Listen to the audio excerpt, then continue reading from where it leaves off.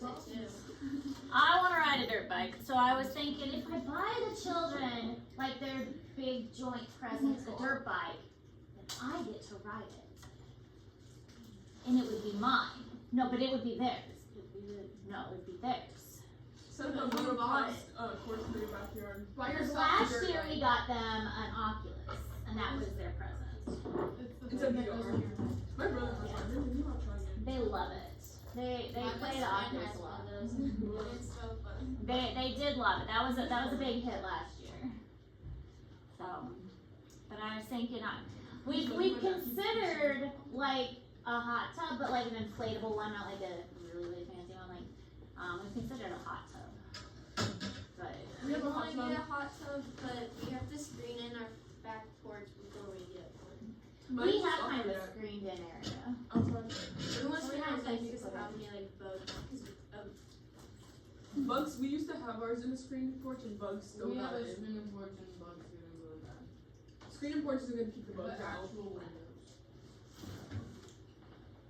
I think you just have an indoor hot tub. Anyways, I just kind of want to. I like to go fast, and I thought it would be fun for me. And then we hear noises in my woods and we get scared. But also, I don't have money, so that's a problem. That's so I don't have money. All right. Anyways, let's talk about muscles. This is where we left off yesterday. We were talking about red and white muscle fibers. White muscle fibers are good for an athlete who does what? Sprinting, because it doesn't have as much mitochondria, which means it's good for anaerobic respiration, which means that it's going to do fermentation and produce quick, fast energy, but it's also going to have more lactic buildup, and it's not going to be as good for like long-term energy sources. Whereas the red muscle is going to be good for that long-term energy, and it's going to be better for marathon runners, those that are maintaining energy over a long term and that are doing aerobic oxygen respiration. Okay, so red muscle, white muscle. And again, excellent question for the test that's upcoming. So we're going to finish up the notes, and then there's not a whole lot of notes left, but we do need to finish them up, and then we're going to talk about the lab. The lab will probably carry over 2 more days, since we're not going to have a whole lot of time to actually get into the lab. And just like with photosynthesis, the lab will, photosynthesis took a while to work, cellular respiration is also going to take a while to work. So the two are going to take a little bit of time.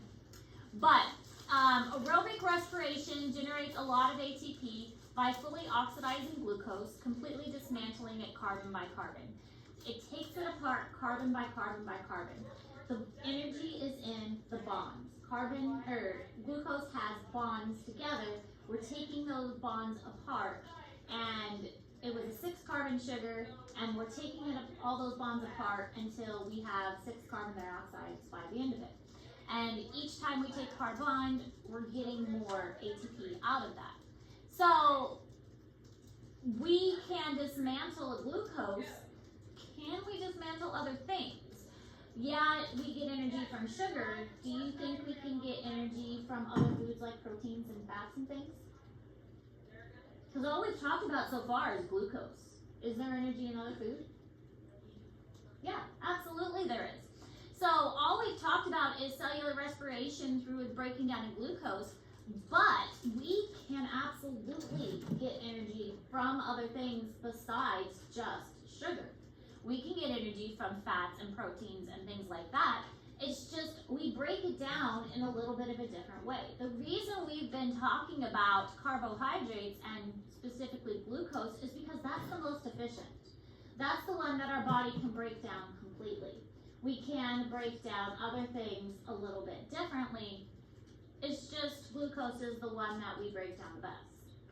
And so that's what we're going to kind of finish up with is how do we break down these other ones? How do we break down a fat molecule? How do we break down a protein molecule? It's obviously not the same. You can't go through glycolysis if it's a protein. I mean, think about when we learned about macromolecules. A macromolecule of fat looks different than a protein or glucose.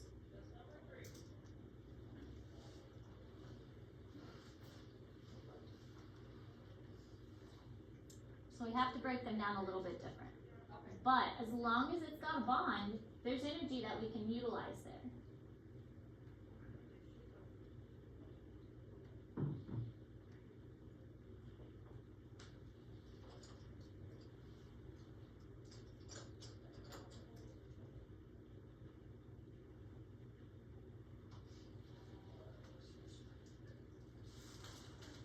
All right, fats. Did everybody get this one? Yeah. Yeah. Okay. Fats.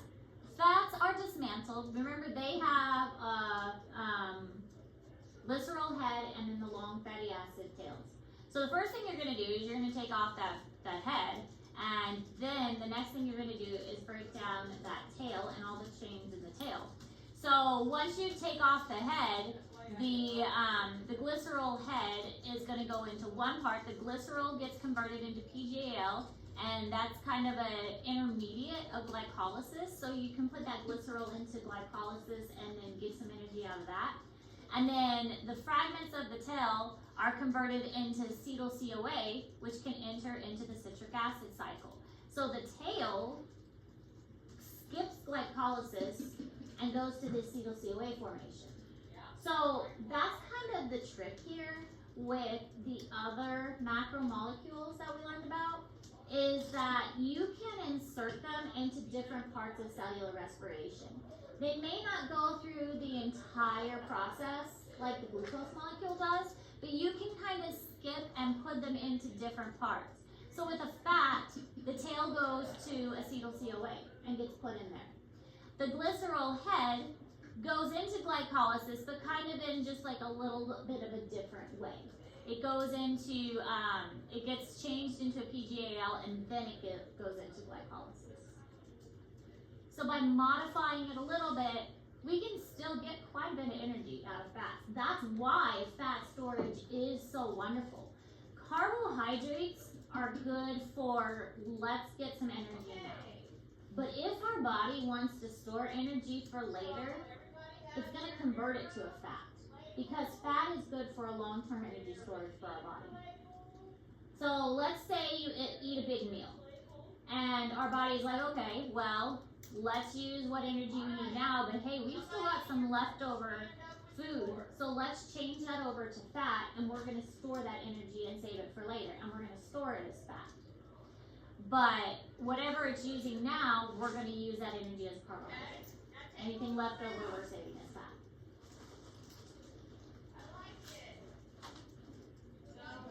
Our body is all about survival. It's kind of an instinct thing. We are, at our core, animals. And our body is like, hey, we've got food now. We don't really know when our next meal is going to come. So let's take advantage of the food that we do have and use what we can and save what we can so that we have a little bit of extra for later. I did put habit follows the loudest. If you can hear God, put down the wall though. Really? In English, I don't know. Did you get to vote? That's funny. I probably got most homework again. Probably. Yes. But in my defense, I teach more college classes. Yeah, you teach college classes as well. You and Mr. Classes. Lyons. Mr. Lyons also gives a lot of homework. but Mr. Lyons gives homework every single day. And I feel like we only have homework in your class. Yeah, we never have homework. Like if we have experiments, we do. Like that's the only time. But see, I teach more college classes than most teachers here. I mean, Galsey teaches a lot of college classes, but compared to the other teachers here, I teach more college classes, so I have to give more. Yeah, one thing I'd like, he would give out multiple tests so you wouldn't cheat, but like one test would always be harder than the other one, because basically it was kind of unfair. I feel I like got the easiest, I think. that's how it is with German too. Because I failed every single No, I test. teach Rose because if you have actually like No, he did it by Rose. Are we good with this slide? Yeah. This year, not for the last test. All right, now carbohydrates. There are some more complicated ones that I mean, glucose is a simple sugar. It's a basic one. But there are complicated ones. And the complicated ones, the body is going to try and break them down into the more simple ones, into the monosaccharides. So that's pretty easy. Our body just tries to break them down into the simple ones. And if we can get them broken down into the simple ones, then we're going to put them through glycolysis. So that's not too hard, except if we can't. Sometimes they're so complex that we're not able to break them down completely. So there are cases where like the cellulose in a plant is too complicated and we're just not able to break it down. And that's, I mean, our body tries to break it down by using the bacteria that's in our digestive system, but in some cases it's just not possible. But if we can, the sugars are converted to what's called glucose 6-phosphate, and then it puts it into the glycolysis process.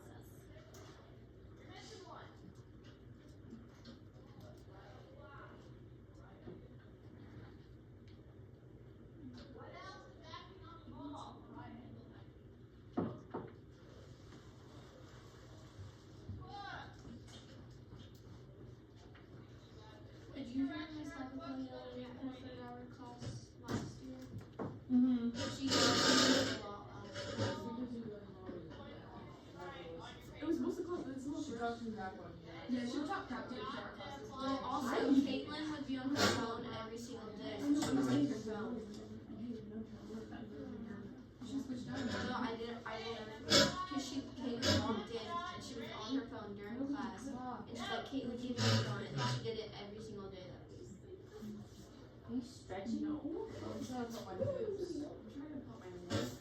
What's this thing? All right, so proteins. Proteins are split into amino acids, because remember those amino acids are the monomers and proteins are the polymers. So the proteins are split into amino acids, and then the amino acids enter aerobic respiration in the second stage, which is the Krebs cycle. So they're going to go into the Krebs cycle and travel through that. So they're gonna often skip the glycolysis because they're not glucose, and go into the Krebs cycle and cycle through that, and then they will enter the electron transport chain and so on.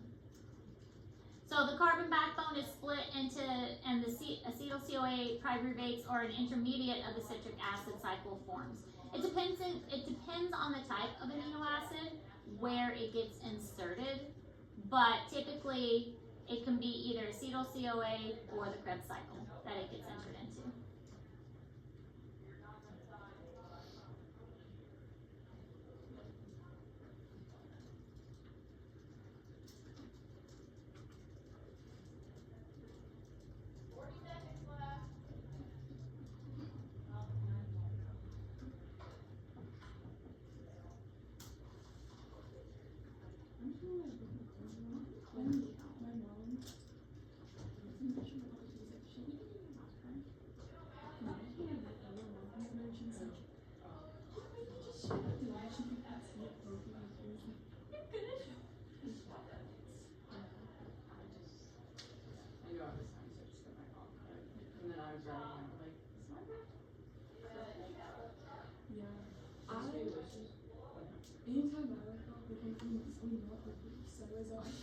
Alright, this picture, this one I like better, so we'll skip straight to this. It's the same thing. This is in Google Classroom, and it shows that here's a fat with the glycerol head and the fatty acid tail. The fatty acid tail is going to make acetyl-CoA and then go into the Krebs cycle. But the glycerol head goes into glycolysis. So it shows basically how it gets inserted in. So here's the complex carbohydrates. They get broken down and go into glycolysis.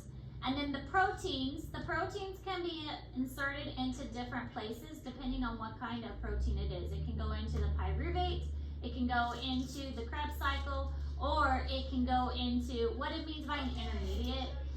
The Krebs cycle has lots of different parts to it. It can go as one of those parts of the Krebs cycle into one of those parts. It doesn't have to go into the beginning of the Krebs cycle. It can become one of the parts of the Krebs cycle.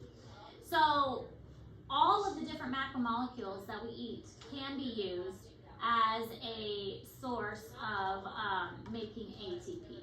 The only one we didn't mention was which one? Which one are we missing?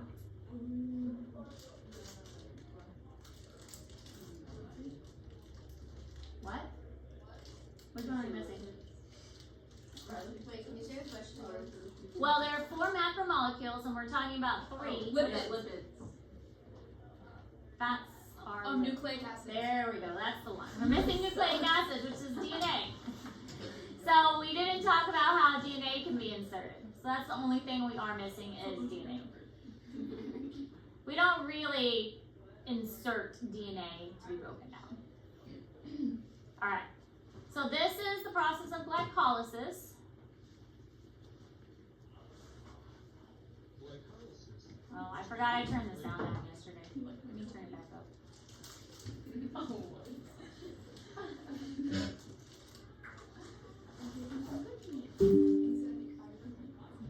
Glucose is a series of 10 enzyme-catalyzed chemical reactions that can be divided into 2 main phases. In the energy investment phase, some ATP energy is used to start the process of glucose oxidation. By the end of this phase, a 6-carbon molecule, glucose, has been split into 2 3-carbon molecules of glyceraldehyde phosphate. The 3-carbon glyceraldehyde phosphate molecules now enter the energy payoff phase.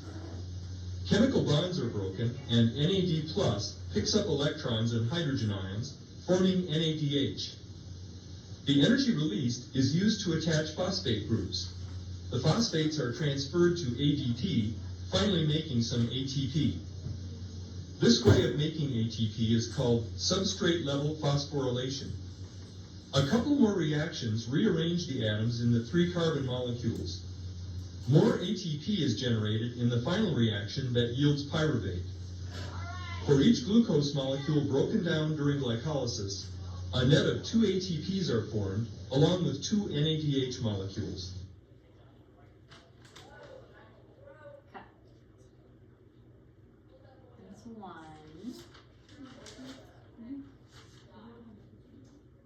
Most of the energy harvested from organic molecules during glycolysis and the Krebs cycle is stored in NADH.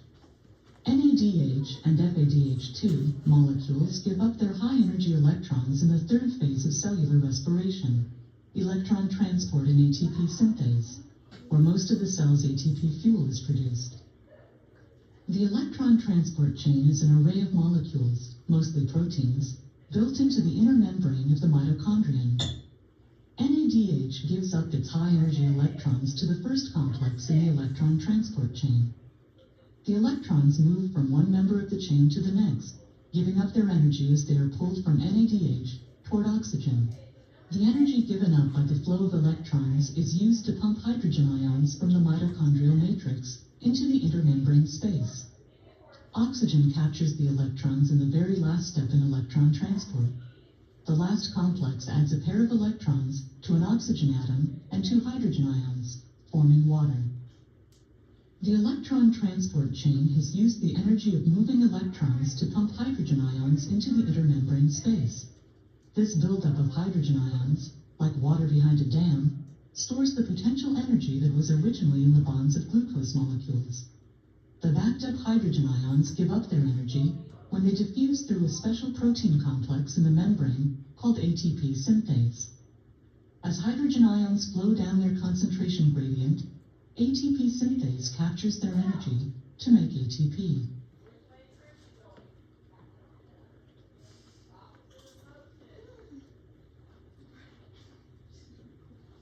Under normal conditions, almost all the ATP produced in the process of cellular respiration is manufactured by the energy that electron transport provides to ATP synthase, about 34 ATP.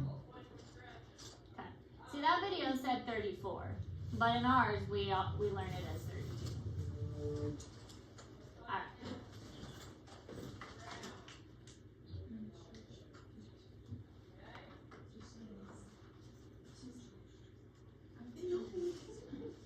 Organic compounds, such as glucose, store energy in their arrangements of atoms. These molecules are broken down and their energy extracted in cellular respiration. The first stage of cellular respiration occurs in the cytosol, while the second and third stages occur in mitochondria. In cellular respiration, electrons are transferred from glucose to coenzymes such as NAD+, and finally to oxygen. The energy released by this relocation of electrons is used to make ATP. Carbon dioxide and water are given off as byproducts. Glycolysis is a series of steps in which a glucose molecule is broken down into two molecules of pyruvate. As the chemical bonds in glucose are broken, electrons and hydrogen ions are picked up by NAD+, forming NADH. Glucose is oxidized and NAD+ is reduced. A net output of 2 ATP molecules are also produced in glycolysis for every glucose molecule processed. But most of the energy released by the breakdown of glucose is carried by the electrons attached to NADH. The pyruvate molecules are modified as they enter the mitochondrion, releasing carbon dioxide. The altered molecules enter a series of reactions called the citric acid cycle. More carbon dioxide is released as the citric acid cycle completes the oxidation of glucose. 2 ATPs are formed per glucose, but most of the energy released by the oxidation of glucose is carried by NADH and FADH2. Almost all of the ATP produced by cellular respiration is banked in the final phase, oxidative phosphorylation. The NADH and FADH2 molecules produced in glycolysis and the citric acid cycle donate their electrons to the electron transport chain. At the end of the chain, oxygen exerts a strong pull on the electrons and combines with them and hydrogen ions, protons, to form water. The electron transport chain converts chemical energy of moving electrons to a form that can be used to drive oxidative phosphorylation, which produces about 34 ATP molecules for each glucose molecule consumed. Let's talk a little bit about. Didn't mean to hit that. Okay. So that is all of our notes. We finished. Now you guys are ready for your test, right?